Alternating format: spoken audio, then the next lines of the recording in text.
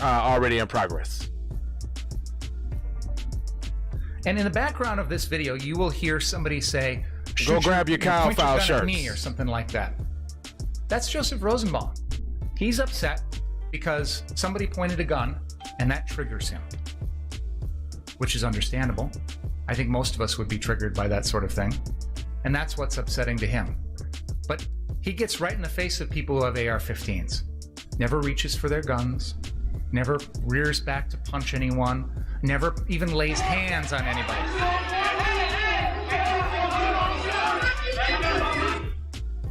You're going to watch this confrontation here at Ultimate Gas, and I want you to keep in mind that there's a group of people on one side with AR-15s and a group of people on the other side, and none of the people with the AR-15s feel their life is in danger. None of them shoot their guns. They can handle themselves. The defendant can't.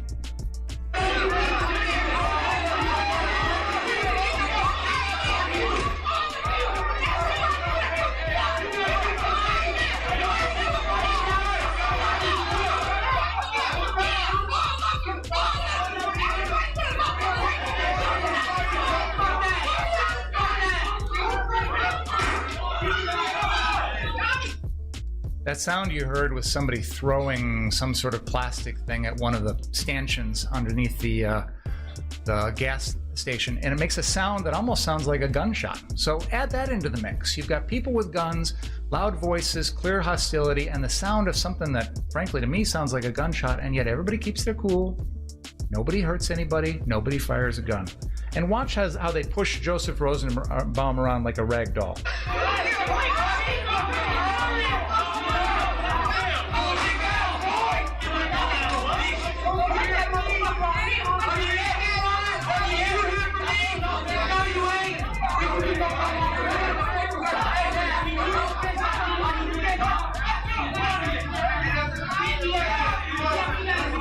Watch this guy in yellow. He's gonna shove Joseph Rosenbaum about 8 feet away. Wow.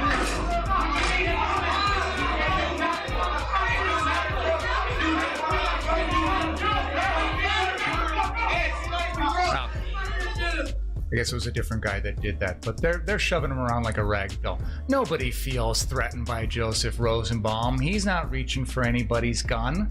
He's a mouthy little guy. He's a little dog that barks.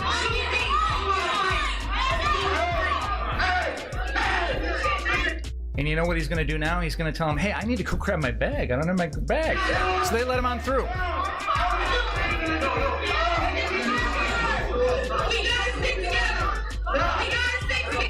There he is, about to reach down and grab his bag off the ground. That's Joseph Rosenbaum.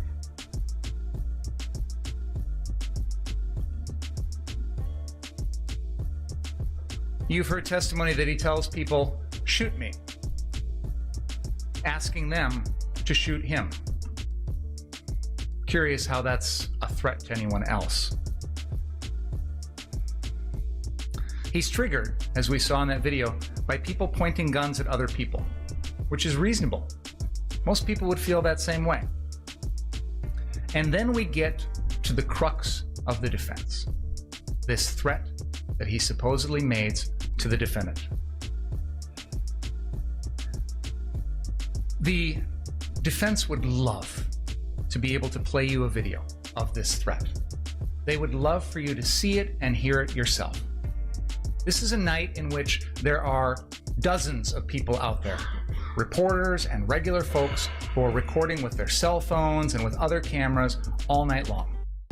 We have shown you video of almost every minute of the defendant's night from multiple different angles, and yet you have not been shown a single video with this threat. Nowhere. It's not out there. Ryan Balch testified, and we have his transcript.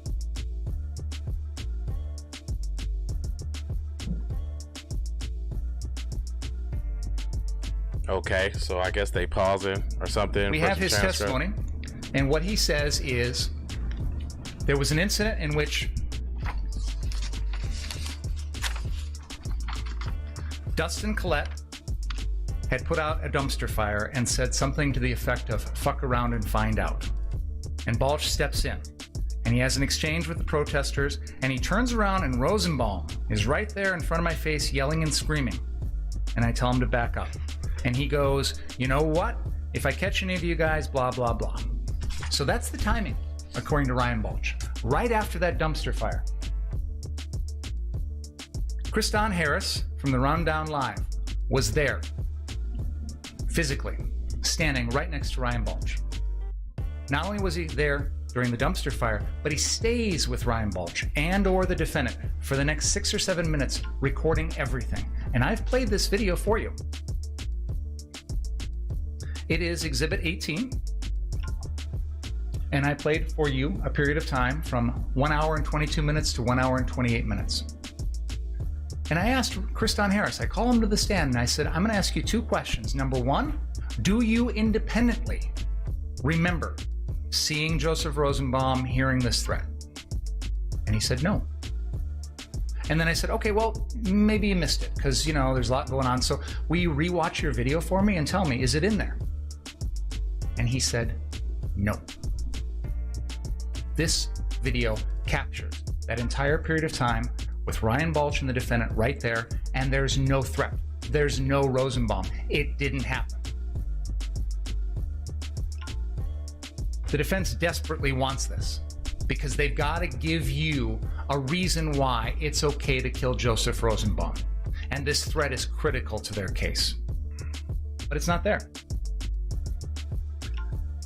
In exhibit number 3, and I'll play it for you here as I'm talking.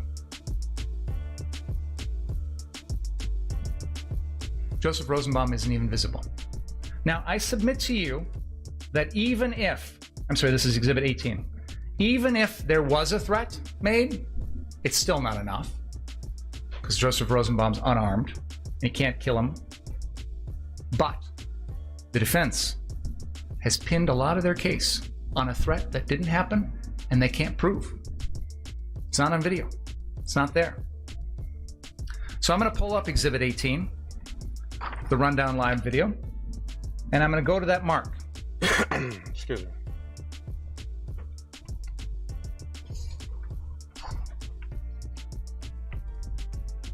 Kriston T. Harris here at the Rundown Live, and I'm here with a bunch of...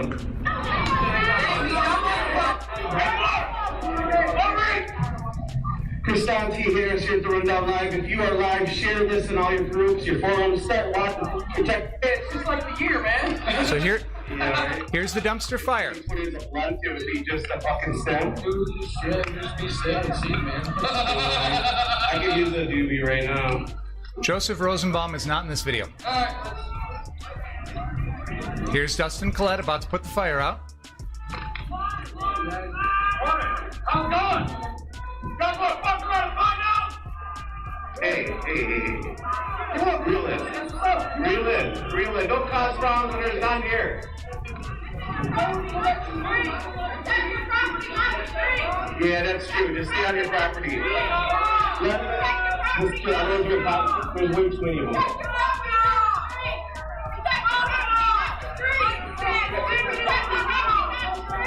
I have to agree with her. There's Ryan Balch standing right next to Gage Grosskreutz. Joseph Rosenbaum isn't here. And the defendant and his group are being told an important message. As long as you stay on your property, but don't go out there and cause trouble.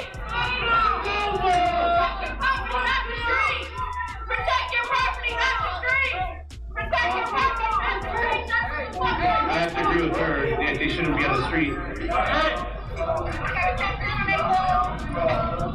They're just protecting their property. One of the guy's an asshole. I know, I thought they were yelling at them. I was like, what? No. Well, we did get it lit up. One of the guys losing his patience. He should go inside. Yeah, that's what we're about to do.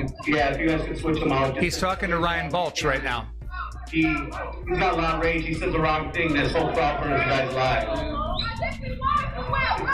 Protect your property. They're respecting that. Just keep it there.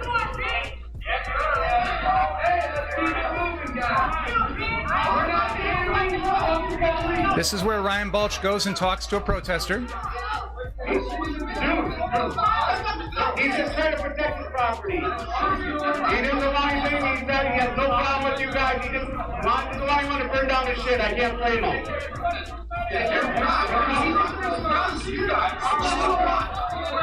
I understand. Hey, your job isn't to be in the street. You gotta stay on your property. That's why you got problems already with people.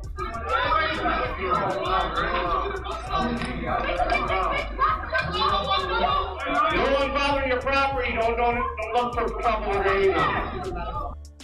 I know you are, but like, they got their own medics, and you know, if somebody's close by, take care of them. I know you're just trying to make peace. I get that, but they don't look at it that way. They look at you guys as it's as much as you guys are afraid of them before they march down here. I know, but like what the conversations are having.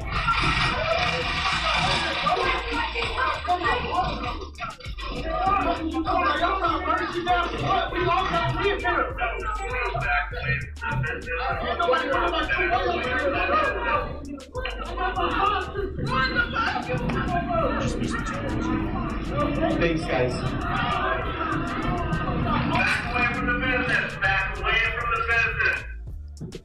The rest of the video is the crowd being warded off by gas launched by the police. They launch tear gas, which affects the defendant, which affects Ryan Balch, it affects Kriston Harris, and that group all runs alongside the 59th Street car source, away from the street, away from any protesters. At no point in that video do you hear any threat that Joseph Rosenbaum makes. It's not there. Trust me, if the defense had it, they'd play it for you.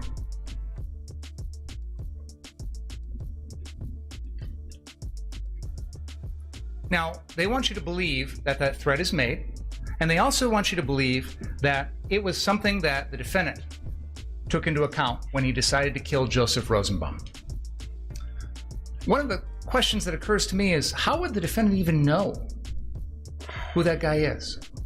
Because earlier in the night, Joseph Rosenbaum is wearing a red shirt and a blue bandana. But by the time he's killed, he's got no shirt on. He's got no blue bandana. This is someone the defendant has never even met before. He's one of hundreds of people in the crowd. And yet, we're expected to believe that in a split second, the defendant remembers this guy? I don't believe so. So then, that video that I just showed you leaves off at about 11:35 p.m. The police have moved the protesters south of 60th Street. They've tear gassed the crowd, and there's no protesters left. 59th Street is no longer in any danger. Wasn't much danger to begin with. Wasn't anything left there to protect. But by this point, there's no more danger. As law enforcement comes through, you've heard this video where they tell the defendant and his group, "We appreciate you," and hand him out bottles of water. As long as you stay on that private property, yeah. No one is saying you don't have the right to stay on private property and protect private property. What people are saying, what the crowd is saying, is stay there. Don't go out looking for trouble. The defendant hears this message from the police and takes it the wrong but way. he wants to do I'm white and I say so. He thinks, oh, well, now I'm junior policeman. I can go run around stopping crime. A junior policeman. But I asked him and I asked some other witnesses, if the police are there on the scene and the protesters are gone, go home. Why are you still here? Shouldn't have been here in the first place, but why are you still sticking around? And interestingly enough, one of the questions I've always had in the back of my mind is, what's the end game here? When is this crew going to be done and decide that it's time to leave? Well, right after the defendant kills Joseph Rosenbaum, kills Anthony Huber, and comes back, they all flee like rats off a sinking ship. But it's boring at 59th Street. There's no protesters. There's no action. So the defendant decides about 11:35 p.m. to cross the police line and go looking for trouble. He knows at this point he's entering a hostile crowd. He's seen this crowd. He knows what they're like. That's why he has to yell friendly to them, because he knows they're not going to see him and think he's friendly. And he knows he's got to have Ryan Balch with him, some sort of buddy to protect him. And he's immediately confronted by that man with the yellow pants who says, "You just pointed your gun at me." And the defendant says, "Yeah, I did." He admits that. Now, what's interesting to me is they want you to believe this never happened. They want you to believe this guy in the yellow pants made it up or is lying. But he's just standing there by the side of the road, minding his own business, when the defendant happens to walk up to him. Do you think he just sat there and thought, "Oh, I'm going to make up a lie about this guy on the spur of the moment"? Or did it really happen? And is it consistent with everything else you've seen about the defendant? Does he sound like the sort of guy who would point a gun at someone for standing on a car? Does he strike you as the kind of guy that would threaten deadly force to protect property? Because that's what happened. The man in the yellow pants says it happened. The defendant agrees. And then he comes into the trial and says, "Oh, I was being sarcastic." Like he's a little 17-year-old and he wants to get out of it. Shortly after that, the defendant loses track of his protector, Ryan Balch. So now he's in a position where he knows that he's surrounded by people that consider him a threat. He knows that he's not supposed to go anywhere without Ryan Balch. He knows he's supposed to go back to 59th Street. And he does. He tries. He walks up to the police line. He says, "I work there. That's my business," which isn't true, but whatever. And they won't let him through. Now, Ryan Balch makes it on through shortly thereafter, but the defendant gives up. He could go one block in either direction and make it back easily if he wants to, but he stops and decides, "You know what, I'm going to stay here and maybe see what's going to happen." So then he talks to these people with fire extinguishers, and he's going to go down to 63rd Street, and he asks one of them to come along, and they say no. Now, at this point, he doesn't have Ryan Balch. He knows he's supposed to go back. He knows he's supposed to have a buddy, and yet he decides to go it alone. He decides to run down to 63rd Street or walk down to 63rd Street. Doesn't even know if that other group is still there. Doesn't even know if he's really needed, but he can't wait to take this opportunity to go down and confront people. Because he thinks he's some sort of cop, some sort of law enforcement agent, some sort of junior cadet who's out there with the responsibility to fight crime. Nobody asked him to do that. Nobody gave him the right. Nobody deputized him.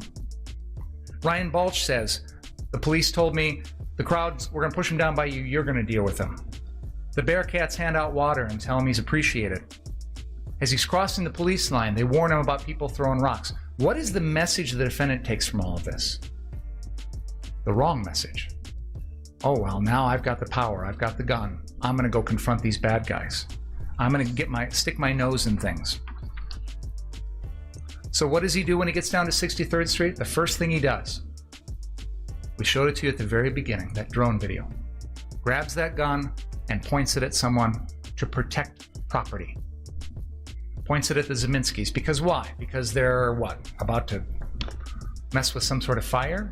They're not threatening anyone's lives. He doesn't need to protect anyone. He doesn't need to protect himself.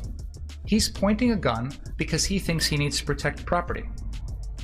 He says he wants to put out a fire, but the first thing he does is drop the fire extinguisher on the ground. His AR-15 isn't going to put out a fire. So why is he really there? And we all agree, you can't use or threaten deadly force to protect someone else's property.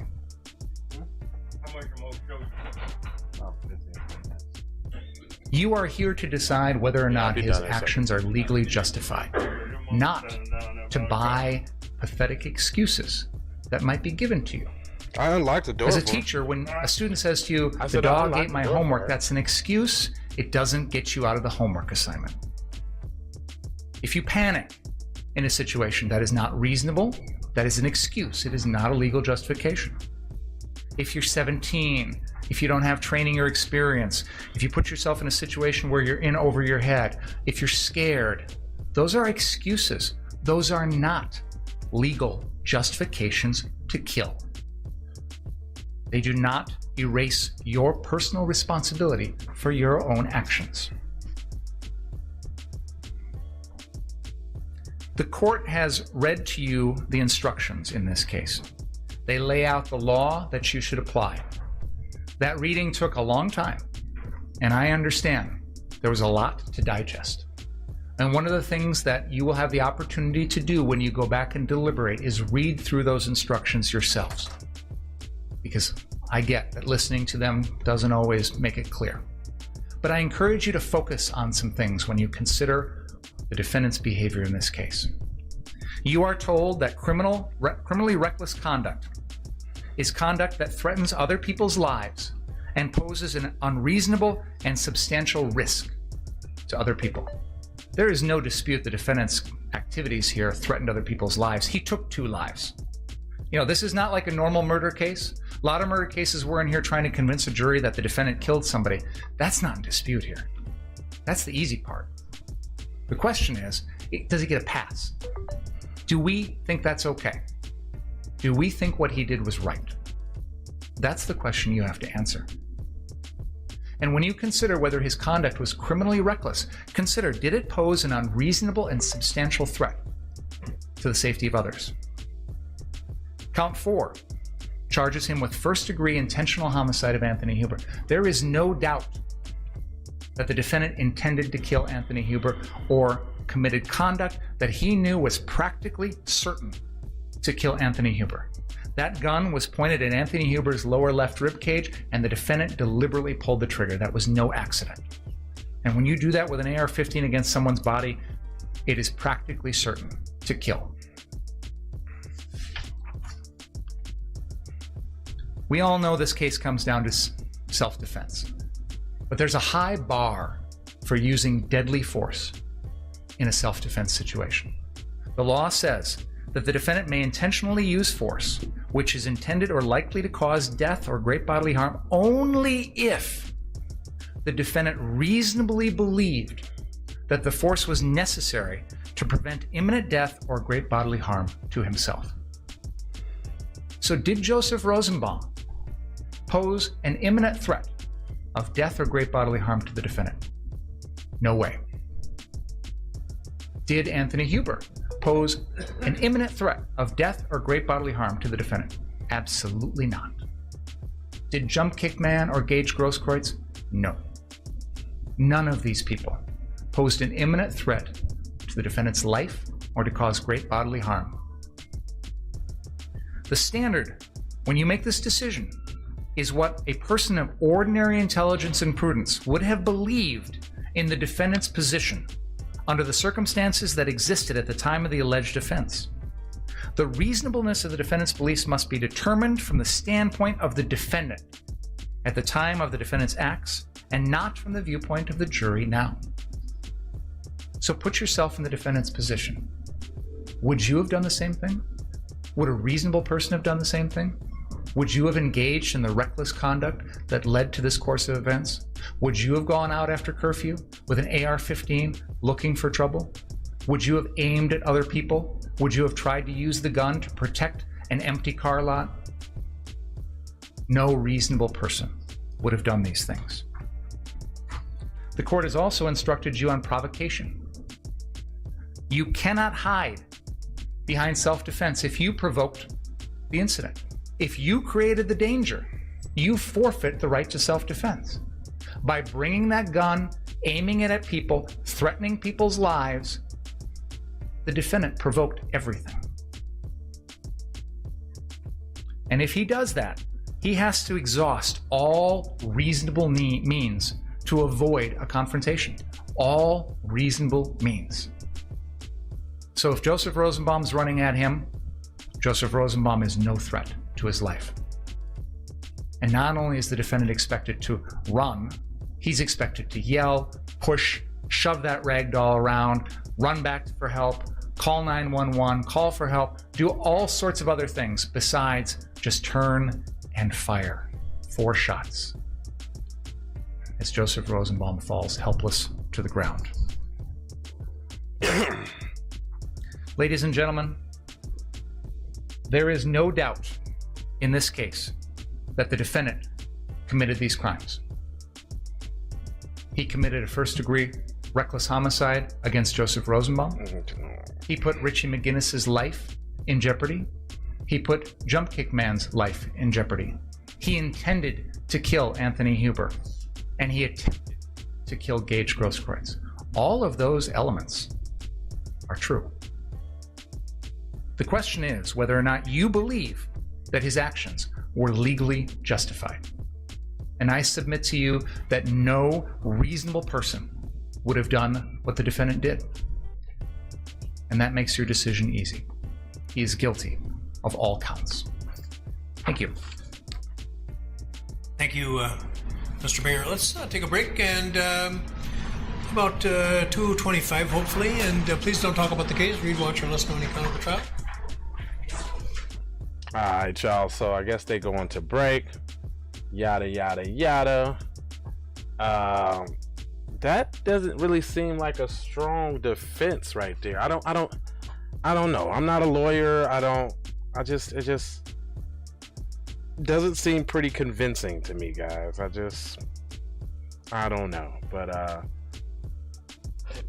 we're gonna come back. Probably not with the closing arguments for the prosecution, or I mean for the defense. We'll probably just do we'll come back for the verdict. But in the meanwhile, y'all been watching Kyle Files. Check the intro out just because I want to show it to you. Music TV.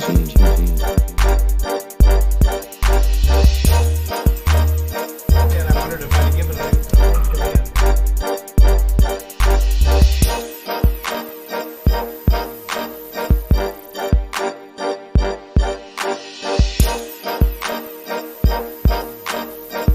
about 2:25 on that clock. Music TV. All right, y'all. So he said you could have got away with murder. Did you hear that? Hold on. The judge just said you could have got. I can give the exact starting time. What's that? I said I can give the exact starting. Well, why don't we call one of the networks and they can tell us because. Detective Howard was lying. What? Detective Howard was lying. This was lying. See you, Dave. So, well, let's get everybody under oath and. We're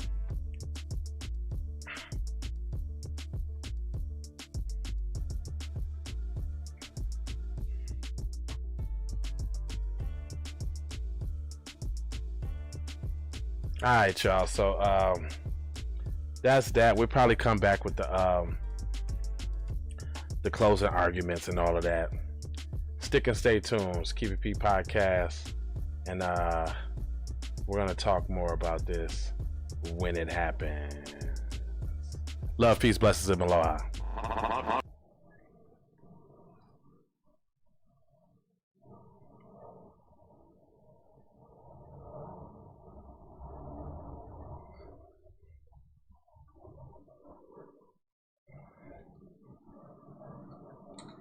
What's up, guys? I'm still out here in Orlando. I'm out here in Orlando.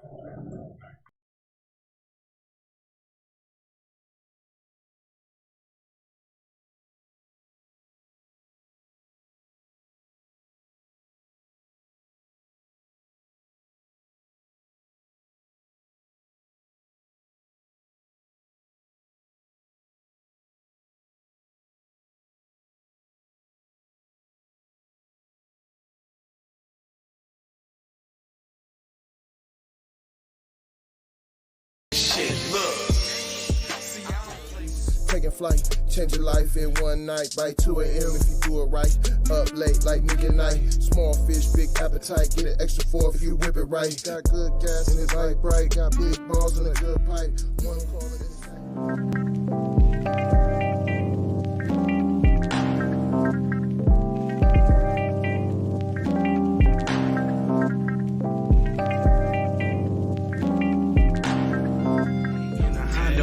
Then you could just go and say, this is a possible way for me to go and lay. Man, I knew it was something, couldn't ignore it. It was faith, it was faith. It was flowers in the image, and I definitely belong here. And now that I'm here, I'ma change.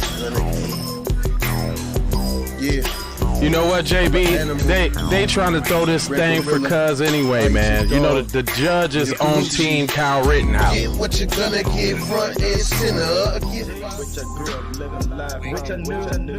On my tooth, graduated with my honors. THC scientific, getting chill. What's the plan? C, throw the kickback, zip, sack, throwing kicks on. Music TV.